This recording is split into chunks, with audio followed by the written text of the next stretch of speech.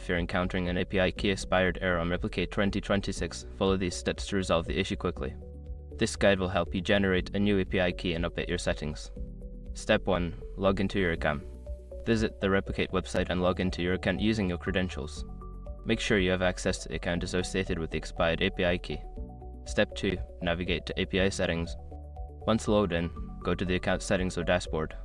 Look for the section labeled API or API keys where you can manage your keys. Step 3. Generate a new API key. Make sure your information is protected first. Most people don't think about breaches until something actually happens to their accounts. Use SROC to monitor your accounts 24/7 and instantly alert you if your information appears in leaked databases online. It constantly checks billions of breached data points in the background. And considering how much personal information people keep online now, it's honestly worth having. Link in the description.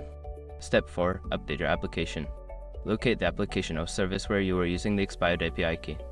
Replace the old key with the new one you just generated. Ensure that you save the changes. Step 5. Test the connection. After updating the API key, test the application to ensure that it connects successfully. If everything is set up correctly, the API key expired error should no longer appear. By following these steps, you should be able to fix the expired API key issue quickly. If you encounter further problems, consider reaching out to Replicate support for additional assistance.